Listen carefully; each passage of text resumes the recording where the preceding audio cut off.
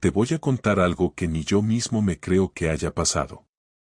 No porque fuera increíble en el sentido de mágico o extraordinario, sino porque juro por lo que quieras que si me lo cuentan a mí, yo también pensaría que es mentira. Pero no lo es. Me pasó a mí, en carne viva. Y todo empezó con una puñetera llave equivocada. Era sábado, eran las 11 de la mañana y yo había quedado con Nacho, mi cuñado, para ayudarle a mover unos muebles al trastero del edificio donde vivía mi suegra. El típico favor de mierda que uno hace porque toca, no porque apetezca. Llevábamos semanas posponiéndolo. Esta vez sí, me dijo.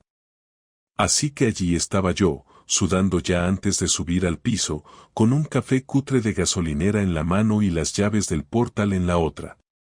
Entré en el edificio. Vacío, como siempre.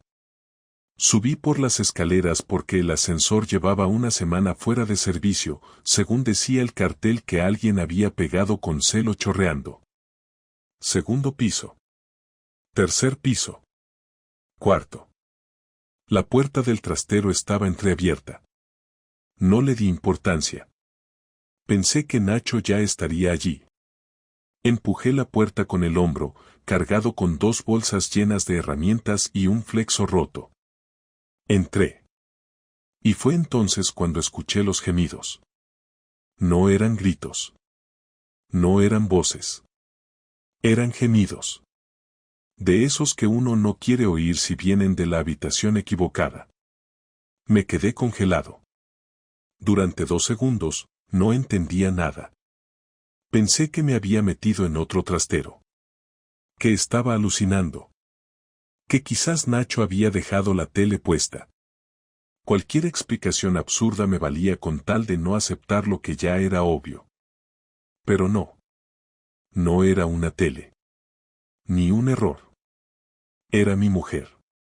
Laura. En bragas. Contra la pared. Sujetada por las caderas por otro hombre. Un tipo al que no vi bien la cara, pero que tampoco me importaba ver. Porque lo único que me importaba en ese momento era que ella tenía los ojos cerrados, el cuello inclinado hacia atrás y la boca entreabierta en esa forma que yo conocía demasiado bien. Esa forma que no había visto desde hacía meses. Esa forma que ya no era para mí. No sé cómo hice para soltar las bolsas sin hacer ruido. No sé por qué no grité, no reventé la puerta, no le estampé la cabeza al imbécil contra la estantería. Solo di un paso atrás. Cerré la puerta. Bajé las escaleras. No recuerdo haberlas bajado. Solo sé que aparecí en la calle con las llaves aún en la mano y el corazón en la garganta. Ni siquiera fui a casa. Caminé. No sé cuánto tiempo. No sé hacia dónde. Solo caminé. Y así fue como me enteré. No por el móvil. No por un mensaje. No por un error suyo. Sino por una llave. Una puta llave vieja de trastero que mi suegra me dio pensando que aún abría el cuarto de las bicis. Y lo que abrió fue el principio del fin. No fui a casa, ni fui a ver a Nacho, ni siquiera me senté en algún banco a pensar. Caminé durante más de 1 hora sin dirección, con el cuerpo en automático y la cabeza en ebullición.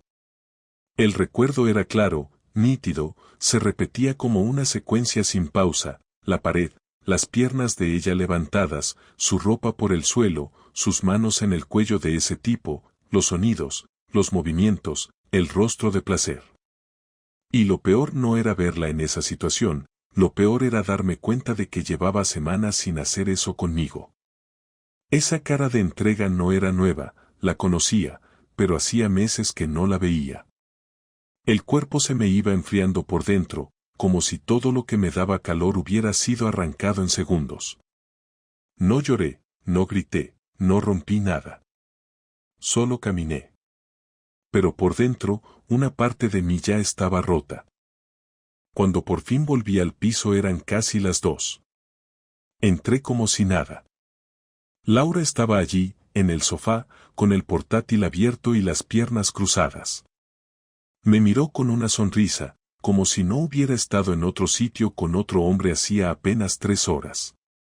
Me dijo que había pedido comida y que si quería algo del japonés de la esquina. Asentí.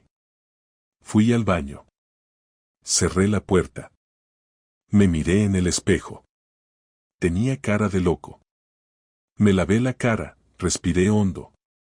En mi cabeza ya no estaba la imagen del trastero, sino lo que venía después. ¿Cómo iba a enfrentarme a ella? ¿Cómo iba a seguir respirando en esa casa sin vomitar? Y sobre todo, ¿cómo iba a averiguar si eso fue un desliz o si llevaba meses haciendo de su doble vida una rutina perfecta? Yo necesitaba saberlo todo. Hasta el último detalle. Durante la comida actué normal. Hablamos del gato, del pedido equivocado, de que el arroz estaba un poco duro, de una serie que habían estrenado en HBO. Ella sonreía como si no tuviera la conciencia sucia. Como si no pasara nada. Como si todo fuera normal. Yo asentía, masticaba, bebía agua. Observaba. Y me fijaba en cada gesto, cada mirada, cada palabra. Intentaba buscar alguna grieta, una pista, un mínimo temblor en su voz. Pero no había nada. Laura era la misma de siempre. Esa parte me jodió más que todo lo anterior. Porque eso significaba que no era algo reciente. Era rutina. Había aprendido a vivir así. A engañarme con una facilidad que dolía. Cuando acabamos de comer, ella se fue a duchar. Yo entré en el despacho, cerré la puerta y me senté frente al ordenador. No encendí el PC. Me quedé mirando la pantalla negra durante un rato. Pensaba. Recordaba. Empecé a atar cabos. Las noches en que decía estar con sus amigas del trabajo. Las veces que no contestaba al móvil y luego decía que lo había dejado en silencio. Las mañanas en las que llegaba con el pelo mojado, pero no olía a nuestro champú. Las veces que discutíamos sin razón, como si necesitara provocarme para justificar algo. Todo tenía sentido ahora, un sentido oscuro que me revolvía el estómago. Esa tarde me fui a dar una vuelta con la excusa de comprar tornillos para una estantería que no pensaba montar. Pero no fui a la ferretería. Fui al bar de enfrente del edificio donde había pasado todo. Me senté en la terraza, pedí una caña y me puse a observar. No sabía bien qué buscaba, quizás verlo salir, quizás verla a ella entrar, tal vez confirmar que lo que vi fue real. A veces, cuando uno ve algo tan jodido, duda hasta de su propia vista. Pero la imagen no desaparecía, ni se distorsionaba, ni se justificaba. Era real. Ella estaba allí, con otro, desnuda, entregada, y yo no podía hacer como si nada. Estuve allí más de una hora, hasta que vi salir a un tipo alto, con camiseta blanca y mochila negra. No estaba seguro, pero algo en su forma de caminar me resultaba familiar. No fue hasta que cruzó la calle y lo vi de frente que supe quién era. No era un desconocido. No era un amante casual. Era Álvaro. Su compañero de trabajo. El que venía a casa cuando organizaban cenas de empresa, el que me cayó simpático, el que jugaba con Bruno, el que me preguntaba por el Atleti aunque a él le daba igual el fútbol. Ese hijo de puta. Estuve a punto de cruzar la calle y encararlo. Pero no lo hice. No porque tuviera miedo. Sino porque necesitaba tener claro qué iba a decir, cómo lo iba a manejar. No quería ser el tipo que monta un escándalo y luego no sabe qué hacer con la información. Yo necesitaba pruebas, certezas, no impulsos. Volví a casa a las 8. Laura estaba en el sofá viendo una película. Me saludó sin girarse. Yo me senté a su lado. Me pidió que le pasara la manta. Se la di. Me preguntó si había conseguido los tornillos. Le dije que no, que estaban cerrando cuando llegué. Me miró de reojo, sonrió y volvió a mirar la pantalla. Y yo me quedé allí, observando a una mujer que no reconocía, que tenía la misma cara de siempre, la misma voz, el mismo olor, pero que ya no era mi mujer. Era otra persona. Una desconocida con mi apellido. Me dieron ganas de preguntarle, de gritarle, de exigirle una explicación, pero no lo hice. Porque aún no era el momento. Porque yo ya había tomado una decisión. A partir de esa noche, cambié el enfoque. Empecé a observarla como quien investiga a un sospechoso. Analizaba sus horarios, sus excusas, su ropa, los detalles que antes me parecían normales y ahora me sabían a mentira. Empecé a anotar cosas. Me hice un calendario. Guardaba los tickets que dejaba por casa, memorizaba sus rutinas. No revisé su móvil porque no me hacía falta. Ya tenía suficiente con lo que vi. Solo quería completar el mapa. Saber cuántas veces, cuántos lugares, cuántos meses llevaba jugando a dos bandas. No por morbo, ni por autocompasión. Por dignidad. Porque cuando llegara el momento de confrontarla, iba a hacerlo con todo. Sin dudas. Sin que pudiera negarlo. Sin darle la oportunidad de disfrazar la verdad. Esa semana fue una de las más largas de mi vida. Dormíamos en la misma cama, cenábamos juntos, incluso hicimos el amor una vez. Fue ella quien lo propuso. Yo acepté, por curiosidad más que por deseo. Quería ver cómo era. Y fue frío. Ella fingió pasión, pero yo sabía que no estaba allí. Que su mente estaba en otro sitio. No era mi mujer la que me tocaba. Era alguien que actuaba. Y yo, mientras tanto, pensaba en su cuerpo apretado contra la pared de un trastero. El viernes por la noche, cuando salió a tomar algo con Marina y las chicas de la oficina, yo la seguí. No hice nada llamativo. Tomé el coche y me quedé a 2 manzanas del sitio donde había dicho que iba. Esperé. Observé. Y por supuesto, ella no fue allí. Caminó en otra dirección. Se metió en una cafetería cerca del metro. Y allí estaba Álvaro. Ya la esperaba. Se saludaron como si fueran pareja de años. Se besaron. Ella le cogió la mano. Y entonces supe que no había vuelta atrás. Volví a casa sin esperar a ver más. No hacía falta. Ya tenía lo que necesitaba. Y al llegar, me senté en el salón, abrí una libreta y empecé a escribir todo lo que iba a decirle. Porque el sábado siguiente, ella iba a escucharme. Iba a saber que ya lo sabía todo. Que ya no podía mentirme más. Que esto se había terminado. Y no iba a ser con palabras suaves. Ni con disculpas. Ni con medias tintas. No esta vez. El sábado amaneció con ese silencio raro que precede a algo que sabes que va a cambiarlo todo, aunque ella no sospechara nada. Yo llevaba desde las 7 de la mañana despierto, sentado en la cocina, con la taza de café fría entre las manos y la libreta abierta delante. No estaba repasando nada, porque me lo sabía de memoria, pero necesitaba tenerla ahí, como si me mantuviera centrado. Cuando Laura bajó, todavía con el pelo mojado de la ducha, se acercó a la cafetera, me dijo buenos días en un tono neutral y se sirvió uno sin mirarme. No sé si fue casualidad o si ya llevaba semanas evitando el contacto visual porque la incomodaba. Me observó de reojo mientras removía el azúcar, tal vez percibió que algo estaba distinto, pero no dijo nada. Yo me limité a levantar la vista y decirle que teníamos que hablar después de desayunar, y ella se quedó quieta un segundo, con la cucharilla en el aire, como si el cuerpo le avisara antes que la cabeza de que ese mensaje tenía un peso diferente. Aún así, fingió tranquilidad y respondió que sí, que cuando yo quisiera. Nos sentamos en la mesa. Ella abrió un yogur, cortó una manzana y sacó 2 tostadas del tostador. Yo no toqué nada.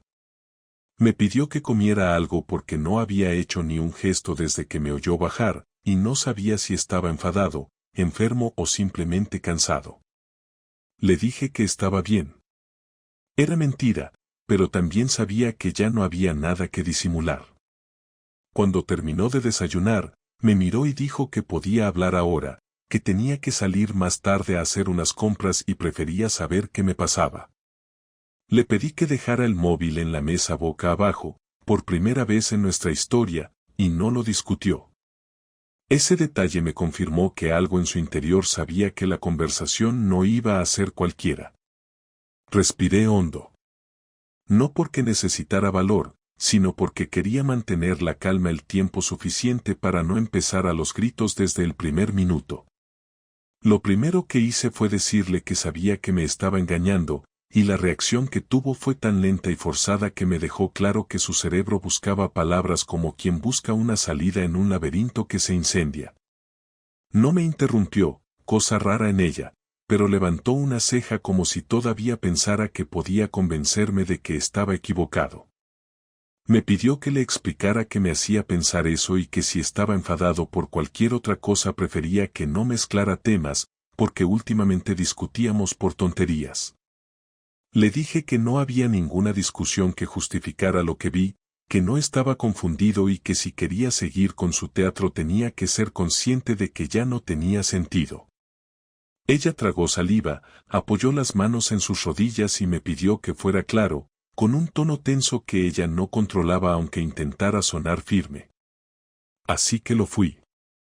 Le conté que la había visto en el trastero del edificio de su madre, que no fue algo sospechado ni imaginado, sino visto, escuchado y entendido sin posibilidad de interpretación alternativa. Le dije que no había sido un error, que no estaba en un abrazo extraño ni en una posición ambigua, que no había sido ningún malentendido, que la vi con su compañero de trabajo, con Álvaro, sin ropa, en una situación que uno no tiene con nadie que no sea su pareja salvo que haya decidido traicionar todo lo que construyó durante más de una década. Cuando escuchó el nombre de Álvaro, perdió por primera vez ese control que tanto ensayaba. Soltó un no rápido, apenas un reflejo, como si quisiera borrar el sonido mismo del nombre en el aire.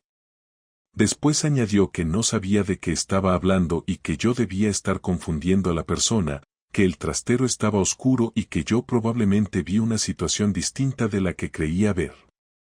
Entonces me reí, no porque me hiciera gracia, sino porque la excusa era tan ridícula que me sorprendía que ella, que siempre había sido inteligente, pensara que podía sostener semejante idea durante más de 3 segundos. Le dije que no estaba oscuro, que la bombilla estaba encendida, que los vi a 1,5 metros y que no había margen de duda, que no era alguien que se parecía a ella, que era ella, con su ropa en el suelo, con sus manos donde no debían estar y con una cara que hacía mucho tiempo no dedicaba a mí. En ese momento se rompió la primera barrera que había levantado.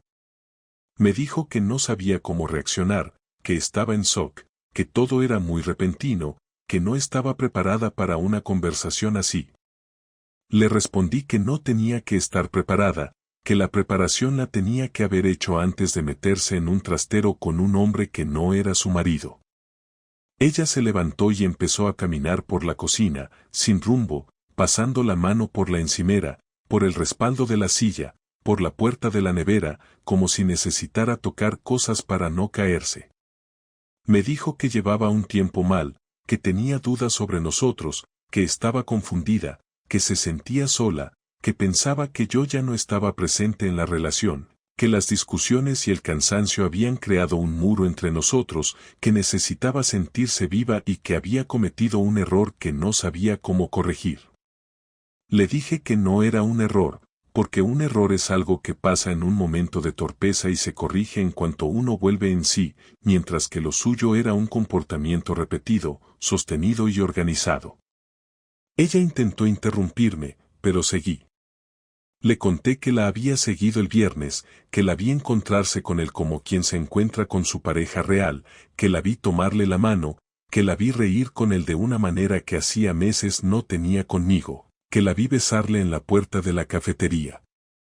Y mientras yo hablaba, ella se iba apagando, como si la energía que usaba para sostener la negación se consumiera a medida que yo le mostraba detalles que ya no podía refutar. Entonces explotó. No con gritos desde el primer segundo, sino con un cambio de tono, con una voz más alta, con una postura defensiva que buscaba salvar algo de terreno. Me dijo que no tenía derecho a espiarla, que no tenía por qué seguirla como si fuera una delincuente, que estaba traspasando límites, que esa actitud demostraba que nuestra relación estaba rota desde hacía tiempo. Le respondí que la relación se rompió el día que decidió abrir las piernas para otro, no el día en que yo la seguí para confirmar que no estaba loco. Ella gritó que estaba harta de que yo fuera tan frío, tan racional, tan controlador, que ella necesitaba emoción, apoyo, cercanía, y que yo hacía tiempo que había dejado de darle eso. Yo no grité. Me limité a decirle que si necesitaba algo, tenía que pedirlo, no buscarlo en otro cuerpo. Ella me miró con rabia y dijo que yo no entendía nada, que no podía entenderlo porque vivía siempre metido en mi mundo, que nunca sabía qué sentía ella, que siempre la daba por segura y que había llegado el momento en que dejó de sentirse deseada, valorada o escuchada, y que ese vacío la había llevado a cometer una estupidez. Le pregunté con calma si esa estupidez llevaba meses repitiéndose, porque uno no se encuentra con un compañero de trabajo en un trastero por accidente. Ella se derrumbó un poco ahí. Bajó el tono y me dijo que había empezado de manera inocente, que eran conversaciones, luego tonteos, luego encuentros para tomar algo, que todo se fue descontrolando sin que ella se diera cuenta y que cuando quiso poner freno ya era tarde. Le pregunté si lo quería a él. Me dijo que no sabía lo que quería, que estaba confundida, que todo era un caos. Le dije que lo único que estaba claro era que ella había tomado decisiones sin pensar en mí, sin pensar en nuestra vida y sin pensar en las consecuencias, y que ahora pretendía disfrazarlo de confusión emocional cuando en realidad lo que había hecho era egoísmo puro.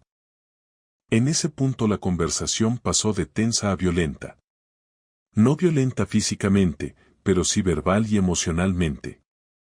Ella empezó a soltar reproches que llevaba guardados, que yo no esperaba y que tampoco eran nuevos, pero que ahora usaba como justificación.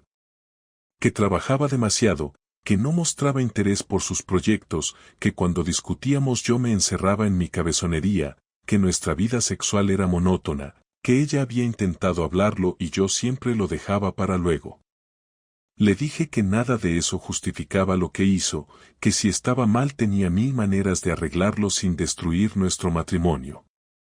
Ella respondió que yo nunca la habría escuchado, que habría minimizado sus quejas, que habría dicho que estaba exagerando. Le respondí que quizás sí, quizás no, pero que no íbamos a saberlo porque ella decidió renunciar a la opción de arreglar las cosas cuando eligió acostarse con Álvaro. Hubo un silencio largo, tenso, casi insoportable. Ella se sentó, se agarró la cabeza y empezó a llorar, no de forma suave sino como si de repente el cuerpo se le desmoronara. Me dijo que no quería perderlo todo, que no quería que esto fuera el final, que estaba dispuesta a hacer lo que fuera necesario para arreglarlo. Yo no le respondí inmediatamente, porque necesitaba pensar bien antes de soltar algo impulsivo. Al cabo de unos segundos le dije que no iba a tomar una decisión en caliente, que necesitaba tiempo para pensar, que necesitaba entender qué quería yo y que necesitaba que ella dejara de manipular la situación con emociones improvisadas. Le pedí que dejara de llorar un momento y que me mirara. Lo hizo. Le pregunté si había terminado con él. Bajó la mirada y no contestó. Eso era suficiente. Entonces le dije que ya no confiaba en ella, que sabía que esta conversación era el principio, no el final, y que lo que pasara después dependería de lo que yo decidiera tras pensar con la cabeza en lugar de dejarme llevar por la rabia. Ella me pidió que no le diera la espalda, que no hiciera nada precipitado. Le dije que precisamente por eso necesitaba distancia, porque lo precipitado habría sido echarla de casa en ese mismo momento. Y mientras lo decía, vi en sus ojos que se daba cuenta de que ya no tenía el control de la situación, que por primera vez yo no estaba reaccionando como ella esperaba. Cuando se levantó para abrazarme, retrocedí un paso. Le dije que no podía tocarme, no ahora, no después de todo lo que había pasado. Ella se quedó paralizada, con los brazos a medio camino, incapaz de completar el gesto. Me pidió que al menos habláramos más tarde, que fuéramos a dar un paseo, que intentáramos enfocarlo desde otro ángulo. Le dije que no. Que esa tarde yo iba a salir solo. Que necesitaba aire. Que necesitaba espacio. Ella intentó decir mi nombre, pero no la dejé terminar. Agarré las llaves, el abrigo y salí de casa sin mirar atrás. No sabía aún si lo que quería era venganza, distancia, separación o reconstrucción. Lo único que sabía era que el impacto del descubrimiento y la confrontación habían cambiado algo en mí que no iba a volver a su sitio. Salí de casa sin rumbo fijo, pero con un objetivo claro que se fue formando mientras caminaba.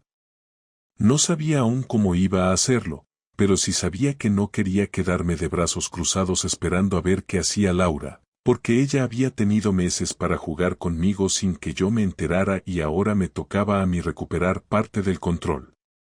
La rabia no era la única fuerza que me movía, también estaba esa sensación de haber quedado como un imbécil durante demasiado tiempo, esa humillación silenciosa que se te mete en el pecho y te obliga a actuar.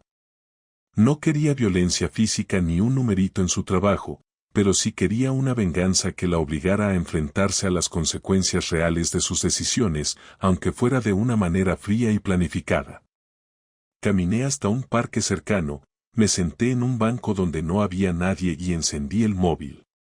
No para escribirle a ella, sino para empezar otra fase.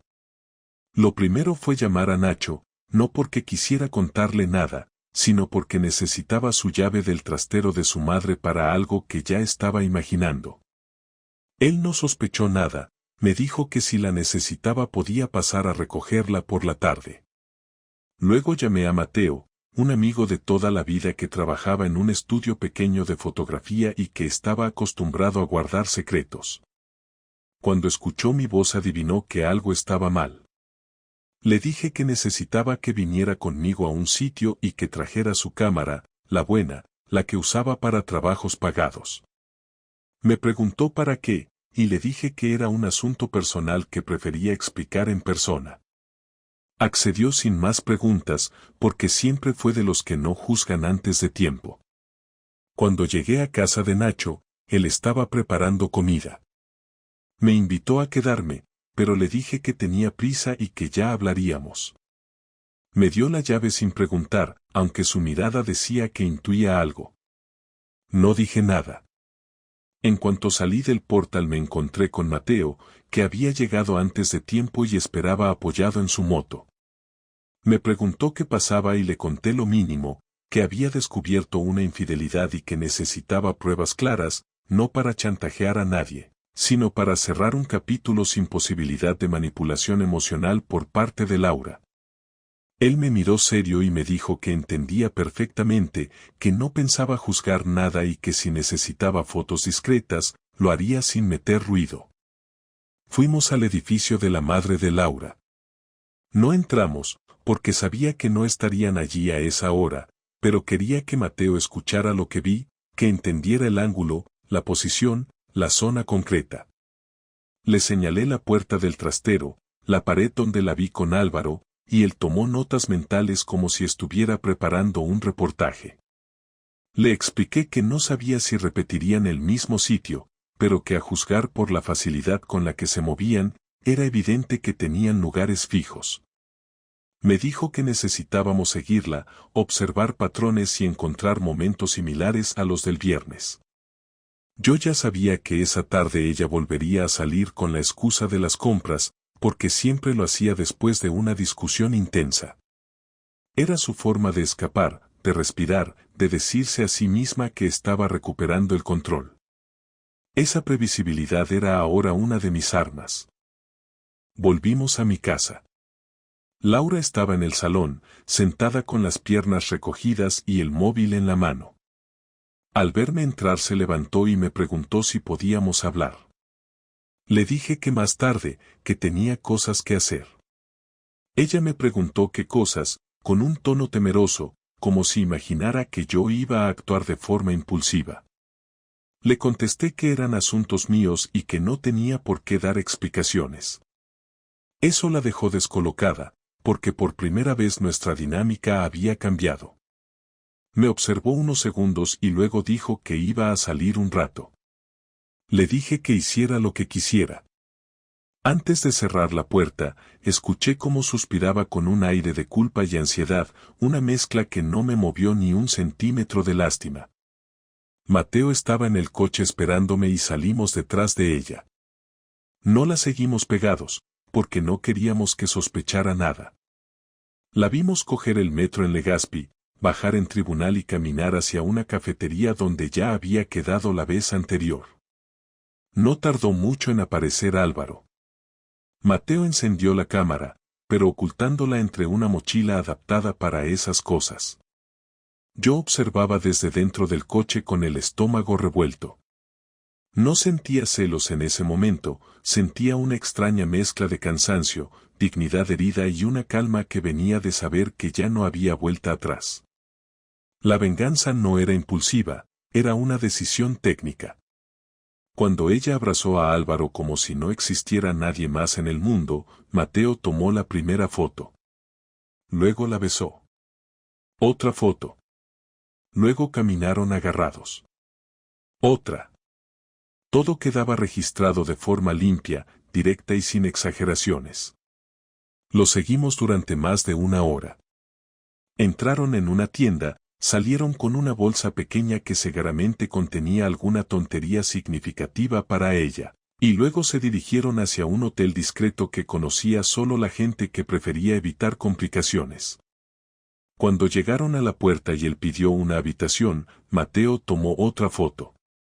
Cuando subieron juntos por el ascensor, captó otra. No necesitábamos más. Yo no quería ver lo que pasara dentro, no porque me diera vergüenza, sino porque no lo necesitaba para entender el cuadro completo. Con lo que ya teníamos, era suficiente para cerrar la historia sin dudas. Cuando la puerta se cerró detrás de ellos, nos retiramos. Volvimos a mi casa. Mateo me dijo que no iba a editarlas ni manipularlas, que prefería dejarlo todo tal cual para que nadie pudiera acusarme después de trucar nada. Le dije que estaba bien, que agradecía su ayuda y que iba a necesitar que me enviara una copia en un pendrive. Cuando se fue, me senté en el salón con la casa vacía y silenciosa. Tenía tiempo para pensar cómo usaría esas fotos. No quería enviarlas por WhatsApp ni imprimirlas para dejarlas sobre la mesa, porque eso sería una versión pobre de lo que Laura me había hecho. Quería que cada movimiento tuviera un sentido, que ella entendiera que mi venganza no era un ataque desordenado, sino un acto de defensa personal, una forma de equilibrar la balanza. Cuando volvió a casa a las 8:30, se comportó como si nada hubiera pasado, pese a que yo sabía exactamente dónde había estado. Se acercó a mí, me preguntó si quería cenar algo, y yo solo le dije que ya había comido. Ella intentó iniciar una conversación, hablar de lo que había ocurrido por la mañana, pero yo le indiqué que no era el momento. Intentó tocarme la mano y retiré el brazo, no con violencia, sino con una claridad que la dejó helada. Ella se dio la vuelta, se sentó en el sofá y se quedó ahí, sin mirar el móvil por primera vez en meses, como si temiera que yo supiera exactamente qué mensaje estaba esperando. Yo subí al despacho y encendí el ordenador. Conecté el pendrive, abrí las fotos y las organicé por orden. No las miré una por una, porque ya sabía qué contenían. Preparé un documento simple donde solo aparecía la fecha, la hora y la imagen. Nada más. No quería adornos ni textos dramáticos. Solo hechos. Copié todo en una carpeta protegida con contraseña y me la envié a mí mismo en un correo cifrado para evitar accidentes. Luego imprimí 2 copias en papel fotográfico, justo las necesarias para el plan que estaba construyendo. Guardé las fotos en un sobre y lo dejé sobre la mesa del distribuidor, donde ella lo vería al día siguiente antes de irse al trabajo. No escribí nada en la portada. No era necesario. Ella sabría de qué se trataba en cuanto lo abriera. Mi intención no era sorprenderla al abrir la puerta, sino dejarle claro que yo ya estaba en una fase distinta, una donde no iba a dejar que me manipulara con lágrimas o argumentos improvisados. Bajé de nuevo al salón. Ella me miró con los ojos hinchados, como si llevara rato llorando en silencio. Me preguntó si podíamos hablar. Yo le dije que no, que mañana habría una conversación más seria y que necesitaba dormir. Se levantó, me pidió que al menos le diera una pista de lo que estaba pasando y le dije que mañana lo entendería todo. Ella dijo mi nombre como si intentara aferrarse a algo que ya no tenía, pero yo no respondí. Esa noche dormimos en la misma cama, pero fue como si hubiera un muro entre nosotros. Ella se giró hacia mí varias veces, intentando decir algo, pero cada vez que la veía mover los labios cerraba los ojos y le demostraba que no quería escuchar nada. Yo sabía que la mañana siguiente sería un terremoto, pero lo esperaba con la serenidad de quien sabe que ya no tiene nada que perder y mucho que recuperar. La venganza no era gritar, ni romper cosas, ni humillarla delante de nadie. Era algo mucho más sencillo y contundente, hacer que se enfrentara a la realidad sin escapatoria posible, sin historias paralelas, sin explicaciones diseñadas para justificar lo injustificable. Lo que venía ahora sería el golpe definitivo. La mañana siguiente, me desperté antes que ella y me quedé en la cama mirando al techo sin moverme. No pensaba en nada concreto, solo esperaba. El sobre con las fotos seguía en el mueble del recibidor, exactamente donde lo dejé. Me levanté, me duché, preparé café y me senté en silencio en la mesa del comedor mientras escuchaba cómo ella se movía por el piso con una lentitud distinta a la habitual. No sabía si era porque no había dormido bien, si estaba ansiosa o si el miedo ya le recorría el cuerpo, pero cada paso, cada sonido que hacía, sonaba más tenso que de costumbre. Cuando finalmente bajó y me vio sentado con la taza en la mano, se detuvo. No dijo buenos días, no preguntó nada. Solo miró el sobre, luego a mí, luego volvió a mirar el sobre. No se acercó inmediatamente, y tampoco la apuré. Ella sabía perfectamente que ese gesto de dejar algo sin explicaciones ya era, por sí solo, una declaración. Cuando finalmente lo tomó entre las manos y lo abrió, lo hizo despacio, como si aún pensara que podía no ser lo que temía. Sacó las fotos, las revisó una por una sin saltarse ninguna, y cuando terminó, no levantó la vista. Se quedó con la cabeza agachada, respirando más fuerte de lo normal, y luego se sentó en la silla más cercana sin decir palabra. El silencio se extendió durante casi un minuto. Yo no rompí nada. Era su turno. Lo único que hizo fue dejar las fotos sobre la mesa, mirarme con una expresión que no era ni de ira ni de vergüenza, sino una mezcla de derrota y agotamiento, y decir que no sabía qué decir. Le respondí que, por primera vez en todo esto, prefería que dijera exactamente lo que pensaba, sin filtros, sin buscar excusas, sin girar la conversación para hablar de lo que faltaba en nuestra relación, sin echarme nada en cara, sin justificar con pero lo que ya no tenía explicación. Ella sintió, y por primera vez desde que esto había empezado, habló con un tono que no tenía defensa. Me dijo que no sabía en qué momento empezó a convencerse de que podía mantenerlo todo al mismo tiempo, que podía estar conmigo mientras tenía esa parte suya escondida, que durante mucho tiempo lo había vivido como algo paralelo y sin consecuencias, como si una cosa no afectara a la otra. Me dijo que sabía que era inaceptable, que no tenía ningún derecho a herirme así, que se odiaba por cómo había manejado todo, que le daba asco lo que había llegado a normalizar. Me dijo que no podía explicar por qué siguió, porque no cortó cuando se dio cuenta de que se le estaba yendo de las manos. Que lo que empezó como un escape emocional se convirtió en una relación real y que, cuando quiso retroceder, ya no supo cómo. No le interrumpí. No la consolé. No le dije que la entendía. No necesitaba su versión emocional de los hechos, pero quería que la dijera. Ella continuó.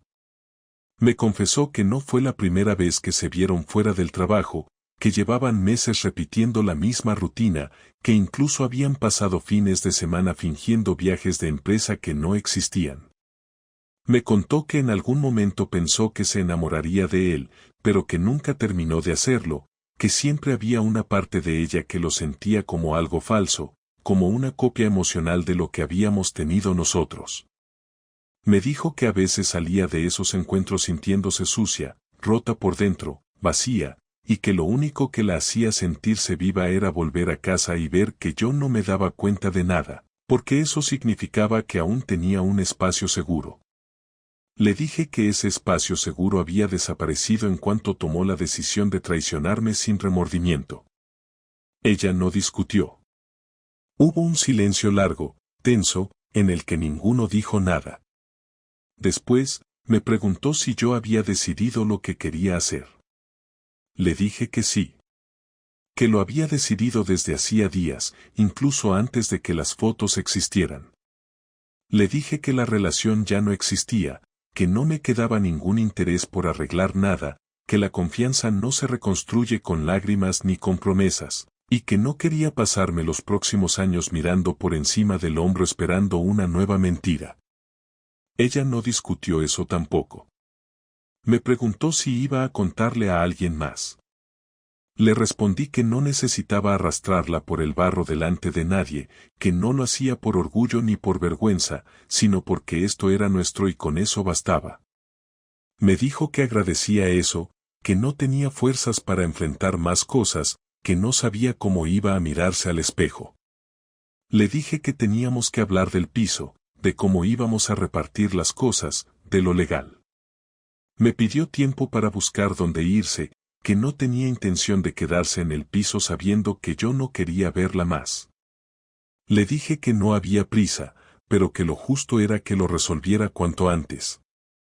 Me dijo que hablaría con su madre y con su hermana, que seguramente podría quedarse unos días con alguna de ellas. Le respondí que mientras tanto, si compartíamos espacio, las normas eran claras, nada de escenas, nada de acercamientos, nada de hablar como si todo siguiera igual. Ella aceptó. Me preguntó si había alguien más, si yo tenía a otra persona. Me reí por primera vez en semanas, no porque fuera gracioso, sino porque la pregunta era absurda. Le dije que no necesitaba a nadie para tomar una decisión, que no necesitaba otra mujer para saber que ella ya no era lo que yo buscaba. Me respondió que le dolía más eso que cualquier insulto que pudiera haberle lanzado. Después de esa conversación, nos movimos por la casa como dos desconocidos. Durante 3 días, nos cruzábamos sin hablarnos. Ella se encerraba en el dormitorio y yo dormía en el sofá. Comía a deshoras para no coincidir conmigo, y cuando hablaba por teléfono, lo hacía en voz baja desde la cocina. Finalmente, el miércoles por la tarde, me dijo que ya había encontrado un sitio donde quedarse, que su hermana podía recibirla por un tiempo. Le pregunté cuándo se iría. Me dijo que el viernes. Le dije que estaba bien. No me preguntó si quería que se fuera antes. No le ofrecí ayuda para hacer las maletas. Cada uno entendía perfectamente lo que significaba ese momento. El viernes por la mañana, me levanté temprano y me fui a trabajar sin despedirme. Cuando volví, ya no estaba. Había dejado las llaves en el cajón de la entrada y un sobre encima de la mesa del comedor. Dentro había una carta, escrita a mano, de 5 páginas. No la leí. La metí en un cajón y la cerré. No necesitaba leer más palabras de alguien que durante tanto tiempo supo mentir mirándome a los ojos. Abrí una cerveza, me senté en el sofá donde dormí las últimas noches y por primera vez desde que empezó todo, sentí que el aire pesaba un poco menos. La casa estaba en silencio, sin restos de su perfume, sin su ropa tirada por ahí, sin su voz llenando las habitaciones. Me pregunté si iba a echarla de menos, si en algún momento me arrepentiría de no haber intentado salvar lo que teníamos, pero la respuesta llegó rápido, no. Porque lo que teníamos ya no existía. Porque había muerto mucho antes de que yo lo supiera. Solo que ahora estaba enterrado del todo. El primer fin de semana solo en casa fue raro, pero no en el sentido triste o nostálgico que muchos podrían imaginar, sino más bien por la extrañeza de volver a ocupar espacios sin tener que compartirlos con nadie, sin tener que calcular palabras o gestos, sin pensar qué cara ponía ella cada vez que entraba en una habitación. No sentí alivio inmediato, tampoco una alegría repentina, lo que sentí fue una especie de descanso mental, como si de pronto me hubieran quitado una losa que llevaba meses sin saber que estaba cargando. Ese silencio que al principio parecía artificial empezó a volverse cómodo, como un sonido de fondo que ya no necesitaba explicación. El primer día limpié toda la casa, no porque estuviera sucia sino porque quería eliminar cualquier rastro suyo, no por despecho sino por necesidad de reinicio. Quité su cepillo de dientes, vacié los cajones donde guardaba sus cosas, doblé su ropa olvidada y la guardé en una bolsa que metí en el trastero. No rompí nada, no tiré nada por la ventana, no grabé vídeos para mostrar que había recuperado mi vida. Solo ordené, en silencio, como quien termina un proyecto inconcluso que llevaba demasiado tiempo estorbando. El lunes volví al trabajo como si nada, no porque me diera igual todo, sino porque prefería centrarme en algo que no tuviera nada que ver con ella. Mis compañeros notaron que estaba más serio de lo normal, pero nadie preguntó, porque nunca fui de compartir mucho sobre mi vida personal. Durante los descansos pensaba en todo lo que había pasado, pero ya sin ese nudo constante en el estómago, más como quien repasa un error ajeno que como víctima directa. Me costó más de lo que pensaba aceptar que no tenía ninguna intención de arreglar nada, que no iba a mirar atrás buscando señales que me dijeran dónde fallé yo, que no me interesaba analizar qué hubiera podido hacer diferente para evitar lo que pasó. No porque me creyera perfecto, sino porque ella tuvo todas las oportunidades del mundo de hablar, de advertir, de intentar algo antes de llegar al punto al que llegó, y eligió el camino fácil de la mentira. Cuando alguien prefiere esconder lo que siente antes que enfrentarlo contigo, no hay solución posible. Y eso fue lo que pasó. A mitad de semana me escribió por primera vez desde que se fue. No mandó un testamento, solo una frase simple que decía podemos hablar un día de estos. Le respondí con la misma frialdad, dime para qué. Tardó un par de horas en contestar.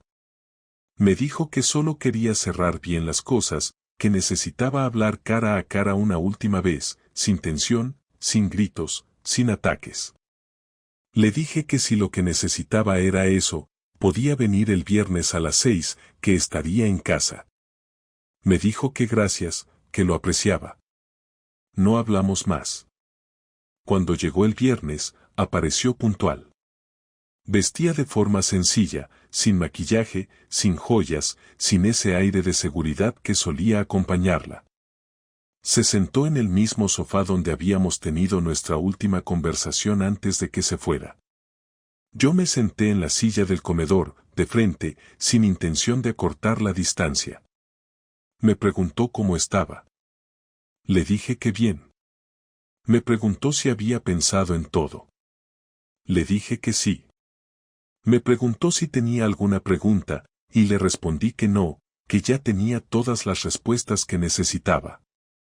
Se quedó callada unos segundos, mirando el suelo, y luego dijo que había intentado reconstruir todo en su cabeza, que había repasado las decisiones que tomó, los momentos donde podría haber dicho algo, donde podría haber elegido diferente, y que no encontraba ninguna explicación que no sonara a cobardía. Le dije que probablemente era porque eso fue exactamente lo que hizo, elegir siempre el camino fácil, el que no implicaba confrontación, el que le permitía vivir dos vidas sin tener que enfrentarse al dolor de destruir una de ellas. Ella asintió. No se defendió. Me dijo que había empezado terapia, que no sabía si era tarde pero que sentía que necesitaba entender muchas cosas de sí misma, que había caído en una rutina de autosabotaje sin darse cuenta. Me dijo que no esperaba que yo la perdonara, pero que no quería que todo quedara con rabia, que quería que al menos supiera que ella entendía el daño que había causado. Le dije que eso no cambiaba nada. Que si de verdad entendía el daño, debía aceptar también que no tenía por qué ser recompensada por ese entendimiento. Me dijo que no quería ninguna recompensa, que solo quería irse sabiendo que no había dejado nada sin decir. Le pregunté si seguía viéndose con Álvaro. Me miró con una mezcla de pena y resignación y dijo que no, que se acabó en cuanto él supo que yo lo había descubierto, que él no quería problemas y que tampoco era la persona que ella pensaba. Le respondí que no me sorprendía, que cuando una relación nace del engaño, no hay mucha base para construir nada. Pasaron varios segundos en los que ninguno dijo nada. Luego me preguntó si yo ya había empezado de cero. Le dije que no necesitaba una nueva relación para sentirme mejor, que mi objetivo no era reemplazarla sino recuperar mi paz. Me dijo que ojalá algún día pudiera conocer a alguien que realmente me valorara, porque yo era mejor persona de lo que ella supo ver. Le dije que no necesitaba cumplidos ni reconocimiento, que eso llega solo cuando uno vive con coherencia. Ella asintió otra vez. Se levantó, me miró como si quisiera decir algo más, pero se contuvo. Dijo que esperaba que la próxima vez que nos cruzáramos por casualidad, no sintiera vergüenza al mirarme. Le respondí que eso dependería de ella, no de mí. Salió sin esperar que la acompañara. Cerró la puerta sin hacer ruido. Me quedé ahí sentado durante varios minutos, sin moverme. Esa conversación no me trajo paz ni me desarmó, solo confirmó que ya no había más que hablar. Que habíamos llegado al punto final real, sin fuegos artificiales, sin grandes frases, solo con hechos. Y a veces, eso es lo único que uno necesita. Durante las semanas siguientes, volví a mi rutina con una ligereza que hacía mucho no sentía. Empecé a quedar más con amigos, a visitar a mis padres con más frecuencia, incluso retomé un par de cosas que había dejado de lado hace tiempo. No porque necesitara llenar vacíos, sino porque ahora tenía espacio para hacerlo sin que nada me pesara. Pensé en lo que había pasado, claro, pero ya no con dolor, sino con claridad. Aprendí que uno no puede controlar las decisiones de los demás, pero sí puede decidir cómo reaccionar ante ellas. Aprendí que la traición no siempre tiene gritos, a veces se disfraza de rutina, de sonrisas, de frases suaves que ocultan verdades incómodas. Aprendí que confiar no es una debilidad, pero ignorar las señales lo es.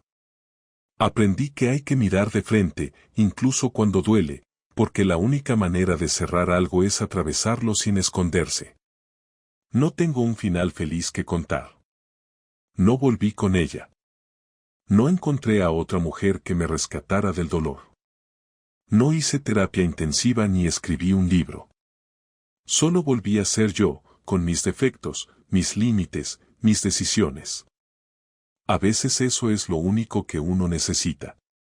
No una redención, no una historia perfecta, sino la certeza de que sobreviviste a algo que pudo haberte destrozado y que saliste con la cabeza alta, sin perder tu dignidad. Y si alguna vez alguien me pregunta cómo descubrí que mi matrimonio había muerto, no contaré lo del trastero ni las fotos ni los gritos. Solo diré que un día entendí que quien te quiere no te miente durante meses sin pestañear. Y desde ese día, no volví a permitirlo. Eso fue todo. Eso fue suficiente.